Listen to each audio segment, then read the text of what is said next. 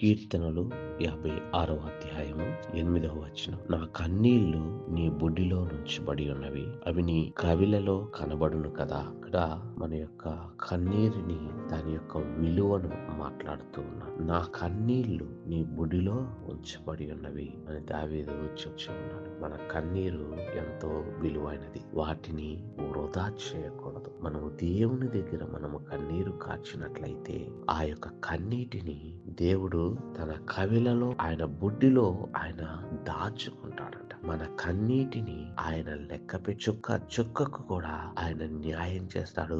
నీవు దేవుని సన్నిధిలో, దేవుని పాదాల దగ్గర కార్చిన ప్రతి కన్నీటి బొట్టుకు ఆయన జవాబిస్తాడు. దేవుని యొక్క వాక్యములో యెషయా గ్రంథం 38వ అధ్యాయంలో హిజ్కియా మరణకరమైనటువంటి రోగము కలిగి ఉన్నప్పుడు దేవుడు యెషయాని అతని యొద్దకు పంపించి, నీవు మరణమవుచున్నావు, ఇంకా బ్రతకవు, నీ ఇల్లు చక్క పెట్టుకో అని యెషయా ద్వారా దేవుడు వర్తమానము హిజ్కియాకి పంపించినప్పుడు హిజ్కియా దేవుని సన్నిధిలో యథార్థముగా తన కన్నీరు విడిచి యెహోవాకు ప్రార్థన చేసినాడు. అప్పుడు మరలా దేవుడు యెషయాని పంపించి దేవుడు అంటాడు, నీవు కన్నీళ్లు విడిచిత నేను చూచి తిని, నీ ప్రార్థన నేను అంగీకరించి ఉన్నాను, ఇంకా 15 సంవత్సరములు ఆయుష్ నీకు ఇచ్చేదను అని. హిజ్కియా తను మరణమవ్వబోతున్నాడు అని ఎరిగినప్పుడు తను కూర్చొని ఏడవల. తన స్నేహితులను, బంధువులను, పిల్లలను పిలుచుకొని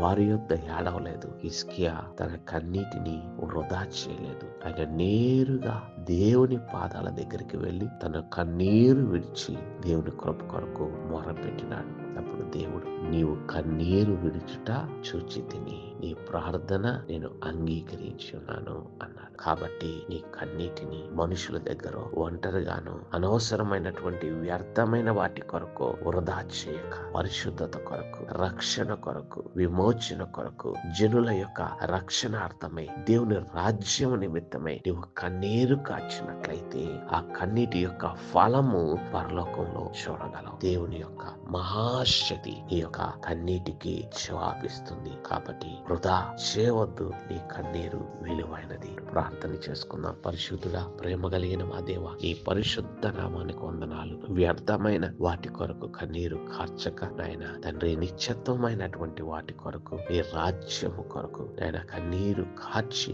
జయమందుట మాకు నేర్పించండి. నీ పాదముల ఎదుట మా హృదయములను, మా కన్నీటిని కుమ్మరించుకున్నట్టు నీ సన్నిధిలో మేము కార్చిన ప్రతి కన్నీటి పొట్టునకు జవాబు నిమ్మని యేసు నామమున వేడి ప్రార్థన చేయుచున్నాము తండ్రి. ఆమేన్.